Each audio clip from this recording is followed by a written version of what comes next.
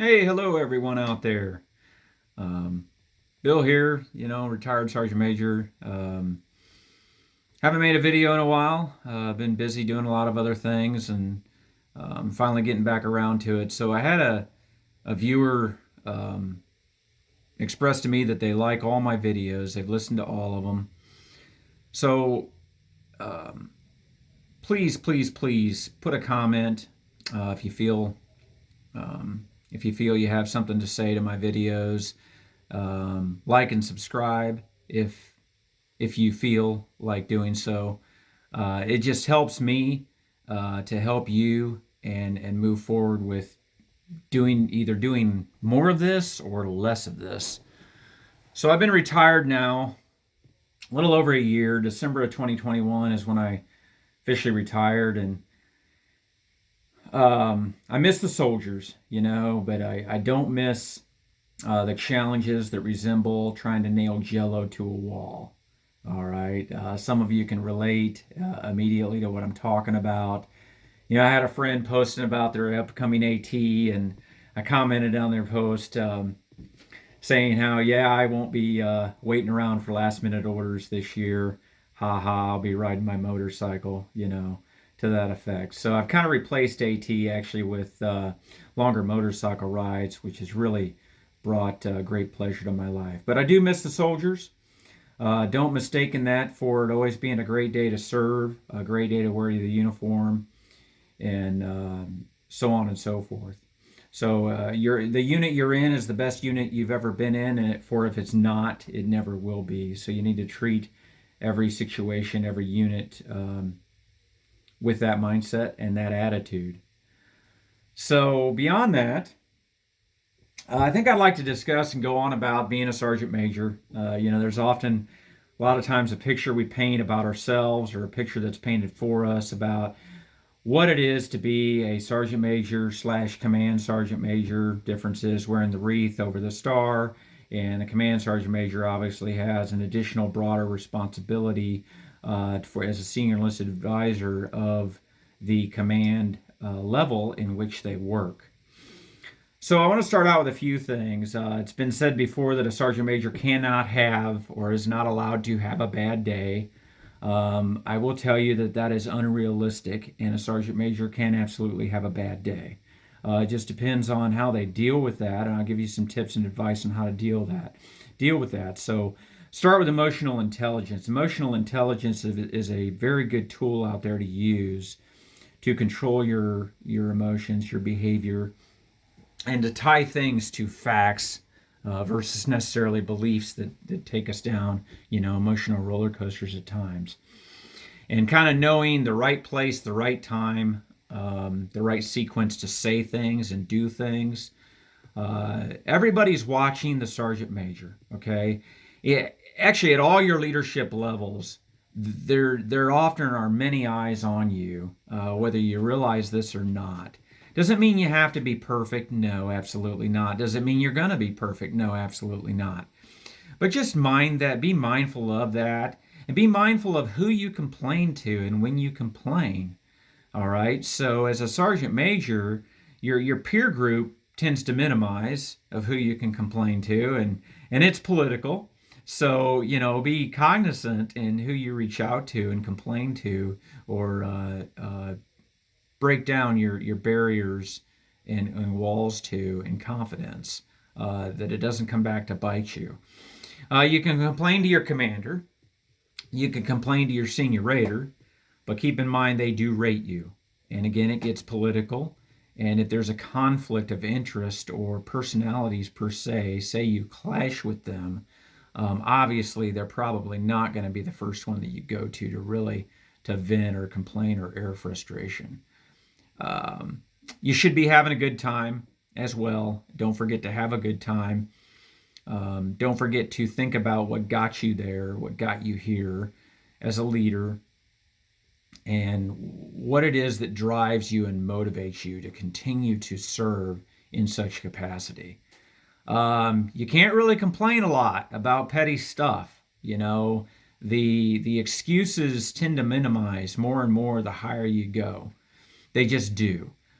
using the excuse of I got my cousin's wedding coming up, or my friend of a friend's, um, you know, high school graduation to attend.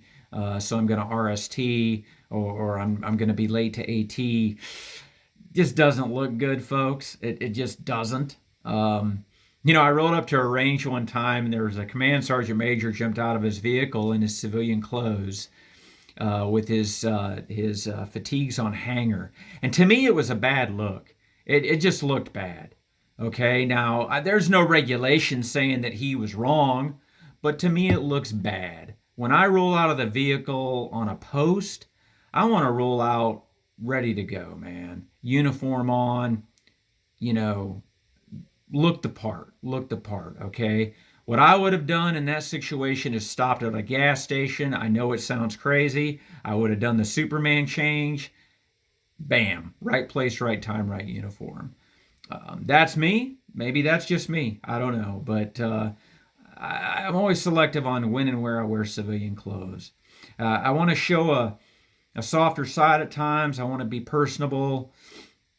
But when it's time to lead from the front, and in a field environment, especially, I want to look the part. So, just something that came to mind there.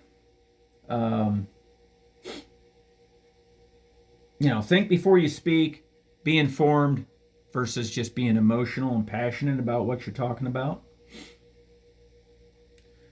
Just remember, all eyes are on you. Okay, you may not just be a section sergeant major. You step out of that office door with that rank on your chest, many eyes are on you. Many soldiers look to you for how you act. They aren't always going to, few are going to tell you you're wrong. Few are going to tell you you're wrong. You either have it figured out or you're figuring it out. That's pretty much the essence of how it goes. I recently received some feedback that my emails are missed. I used to send out some mass emails. I'd go into CSMM, and I would take the unit's email addresses and blind copy everyone with information. One of the bits of information I shared was POSE running. Okay, it's an acronym, POSE. Go look it up. It's to lean forward on the balls of your feet for running so you don't pound your heel stamps in the ground as you're running. It's a technique. So I was very just honored and flattered and humbled to get that feedback in person. But it made me think of, give feedback to your leaders. When your leaders are doing something right and they're on point, let them know it. You don't have to do it. You don't have to suck up or sound fake about it. Just casually mention it. Say, hey, Sergeant Major, hey, First Sergeant, hey, Staff Sergeant, Sergeant First Class. I like that email you sent me. Oh, yeah, which one was it? Oh, yeah, okay, cool. So they know to do more of it. All right, everybody needs feedback, whether it's constructive, negative, positive, whatever the case may be. And you may just assume they know they're doing good things, or you may assume they're too busy for the feedback, or it's annoying to respond to that email. Do it anyway. Okay, just do it. Let them know. If you don't have time, you don't have time. Got it. But that's near and dear and important to promote continuing to do it, because otherwise, I may think that mass email is overwhelming. I may think it's annoying. May think it just gets ignored, So, but luckily, I got some feedback along the way that helped me recognize that it was helpful. There were some tweaks I made at times, some adjustments. I tried to always be mindful of my subordinate leaders and not to undermine or usurp their authority, if that makes sense. I just wanted to share information. We always complain about how information doesn't come down, or how it somehow gets held at the high levels. So I always tried to force it down. I called it flush down the information, to ensure that everybody's getting it. So, junior promotion boards, those are a hot topic right now. Oh my goodness, gosh gracious. Okay, so where do we start? Where do we end? Right? It's a hug 'em and a fug 'em type, you versus me mentality about promoting the juniors, right? So I tried to never hold anybody back. Um, First of all, I'm drinking this protein Gatorade. Just ordered it off Amazon. I used to get it at Sam's Club, but they stopped selling it in the winter months. I love this stuff, man. That little bit of protein just tends to quench my thirst a little better than the aspartame or the other stuff inside it that tends to cause you to want to drink or eat more. Highly recommended. It does have a expiration date on there. Be mindful of that. So, junior promotions, right? Anybody ever heard the term "eat your young"? Yeah, sometimes in the enlisted world, maybe the officer world too, we tend to eat our young or have that mentality, that mindset, give off that perception. So the one thing I used to do, two things I used to do, I was always open to running boards, run junior promotion boards every month. Okay, I didn't always get to do that. I worked in a command where they didn't allow that, sadly as it may sound, but there is no limit to how often you can run a board. There's work involved, obviously. There's administration work and submitting the packets and getting things uploaded to typically the 80 RDs. Excuse me. In order to process the paperwork, to put the soldiers on the PPRL to make them promotable, okay, or non-promotable if it so happens. So, and then there's the CLI, Command List Integration. That's where the Sergeant Major can go in, push the approve, the disapprove button on a list of soldiers that populate as eligible for promotion. And then that has to be approved by a commander. All right, and then that goes up. And then you come out with minimal points. You don't get many points for that. I think it's 39 points for the E4 to E5, and then 14 points for E5 to E6. Now understand, mileage is the most important thing. With CLI, you automatically default to the 50 miles to your house, not your unit, to your house, your home of record address that's in the system, not the one you may have just moved to within the month and you didn't tell anybody, okay? It's very important to submit either a junior promotion checklist to update, increase your mileage, or a MFR, memorandum for record, signed by you, the soldier, requesting to increase your mileage. Make sure that gets through your leadership, your admin, up to the respective RD to increase your mileage in which you're willing to be promoted. And the way to confirm if that's been increased or not is on the next PPRL, which you should have visibility of through your leadership and your admin support. There's a column that will say what your mileage is. And if it still says 50, you know your stuff wasn't processed. So you should then be irritated, and you should have Xerox copies of that memo you submitted, and you should start Xeroxing that to anybody and everybody until they get extremely annoyed and they send it up the chain to get it processed. Okay, that's my method. Where am I at? So now they're talking about doing away with boards. All right, because the seniors, we don't do paper boards anymore. It's all digital, electronic. So some arguments for this are admin should check your iPerms and see the documents are there. Why do I have to print out the same documents and put them in a manila folder just to prove it, for that folder to be lost in the mail and just to prove I want to be promoted, right?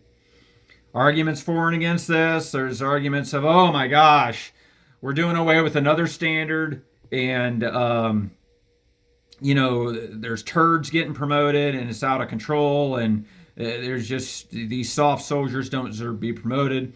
And then there's arguments for it of, oh my gosh, finally somebody's making common sense of this, getting rid of these ridiculous requirements, and more so mirroring what the seniors now go through, because seniors aren't even required a DA photo anymore. So yeah, let's move on with this and streamline the process. So okay, so as a retired command sergeant major, I went through arguments for and against this along the way. Would have talks at times with peers and everything who are like, oh, well, I received a manila folder and it had a coffee stain on it, so I guess that soldier doesn't want to be promoted. So I kicked the folder aside, said, do not promote. Right? Ugh. I received the manila folder and the 705 didn't have the block check that said within height weight compliance. Denied. Okay, 705s are often incorrect, okay, and they're often even plagiarized. I know, oh my gosh, shocker, shocker, right? Okay. So, what does DTMS say about the soldiers' PT? Okay, that should be on resembled or reflected on their ARB. That's also in that manila promotion packet. Okay. So you can see this thing can go sideways real quick. So my advice on a board was always look, this is a specialist, this is a sergeant. They're not going for command sergeant major today. Okay, they're going for sergeant or staff sergeant. Go by the book. Do they meet the requirements? All right. If you know the soldier and you have a personal bias against them, how did they get here in the first place then? Did you, as their leader, when maybe you had something to do with it, with their development, did you do anything about it? Don't hate them now. If you didn't do anything in writing back then, don't hate them now and try to kill their career now just because you're sitting on a board. Okay? The paperwork that goes forward, it doesn't require your 1059s. It doesn't require your previous promotion orders. It simply is the checklist and the 3355. That's what goes forward. Doesn't require a security manager memo. Because guess what, man? If you're required a security clearance and you don't have one, you're not going to get promoted. It doesn't matter whether Sergeant Major approved your packet on the board or not. You're not going to get promoted. Sorry, another shocker. I know. Are you a turd? I don't know. Are you a turd? Do you look in the mirror? Do you look at yourself? Do you self-reflect and say, hey, am I meeting the standards? Am I green? Am I doing all the right things I need to do to be deployable for the United States Army? If I'm not, I need to fix myself or move out and move on, right?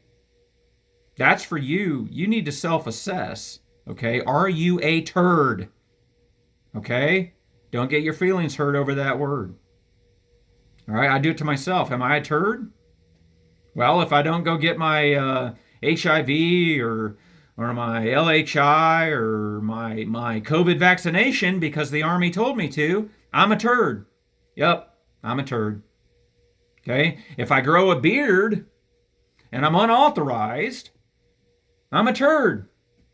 Even if I have a 5 o'clock shadow. Okay? Doesn't matter the reasons why. The regulation says otherwise. Okay? Are you ready to deploy? Are you a viable soldier to the United States Army? If not, guess what? You're a turd. All right, time to move out. It's nothing personal. So those are the things. It's not because, perceptionally, I don't like you because you don't have a 250 on your APFT or your ACFT. You have a 5500 in your packet showing that you get taped, so I don't think you're promotable. It's not those things. Okay? Do you meet the Army standards? Now, going specialist to sergeant, you're likely a very, very new and perhaps green leader, right?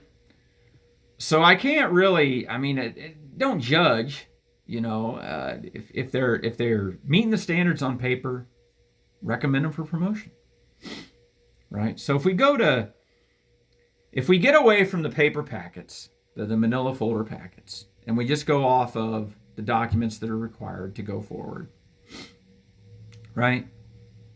It's sort of, I mean, it may open a floodgate a little bit, but not really. Because like I said, you just heard me go down the trail of tears of being a turd, all right?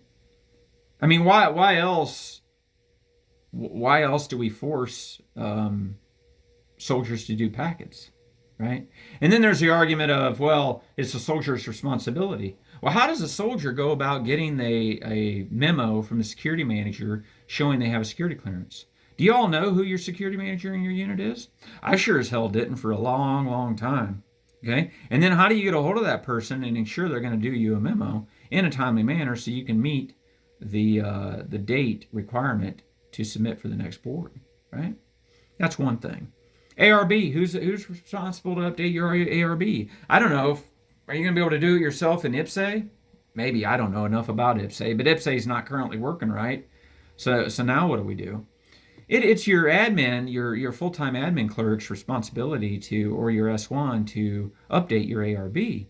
They're supposed to verify that off your substantiating records in iPerms, not your substantiating records that you hand them and make very convenient for them. It's their job to have iPerms access and check that stuff for you. Okay? If it's missing, it's got to be permed first anyway, which again requires action by your admin support. You see where I'm going with this? So the onus of the soldier is to do their job. It's a soldier's job to do their job, what their MOS qualifies for, not to be 42 alphas, okay? And then through doing their job, be mentored for advancement, growth, promotion, the next rank, being leaders, all that sort of stuff, okay? Now, do I get upset when I hear of a standard being lifted or a requirement being lifted that I had to painfully go through? Yeah, man, I do get upset. But again, that's where that emotional versus being informed comes in, okay? I got upset when they went away with DA photos. I worked hard at times to ensure I had a DA photo in my file. And it was very painful to hear that it wasn't really a regulatory requirement, all right? All right, so I think that's good for this video, folks. Again, please like and subscribe. Whether you do or you don't, please leave a comment. Let me know what you want to hear more about, what you want to hear less of. Any feedback at all, constructive feedback, please. And have a good day. Cool.